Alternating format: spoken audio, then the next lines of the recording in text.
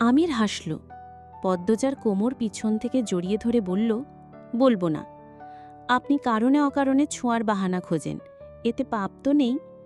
খাওয়ার সময় হয়েছে, চলুন। ঠিক সময় না গেলে আম্মা চিল্লাবেন। আম্মারা চিল্লাই। তোমাকে খয়েরি রঙে বেশি সুন্দর লাগে। আমি তো খয়েরি শাড়ি পরিনি। পুরো কথা বলতে দাও। আচ্ছা বলুন।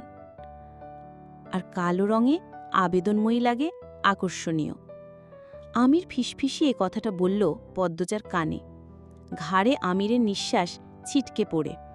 সে ঘুরে আমিরের দিকে তাকায়, আবার চোখ সরিয়ে নিয়ে বলল, আপনি সবসময় আকর্ষণীয়। আমির হৈ হৈ করে উঠল। সত্যি? কত কত দিন পর একটু প্রশংসা করলে। আল্লাহ! পদ্মজা মৃদু আওয়াজ করে হাসল। বলল, প্রশংসা শুনতে খুব ভালোবাসেন? অবশ্যই, তবে বউয়ের প্রশংসা করতে আরও বেশি ভালোবাসি। আমির আরও শক্ত করে পদ্মজার কোমর আঁকড়ে ধরে। পদ্মজা আমিরের দুই হাতে ধরে বলল, আপনি সব সময় এত শক্ত করে কেন ধরুন?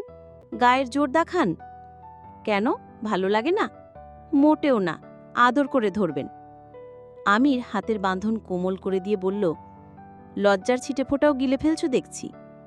বিয়ের এতদিন পরও কোন মানুষটা লজ্জা পায় আমাকে দেখাবেন? আমি অত ভং ধরতে পারবো না। কি ঝাঁঝ কথায়! এবার ছাড়ুন। ইচ্ছে হচ্ছে না। আবার শক্ত করে ধরেছেন। যদি দৌড়ে পালাও? পালিয়ে আর যাবো কতটুকু?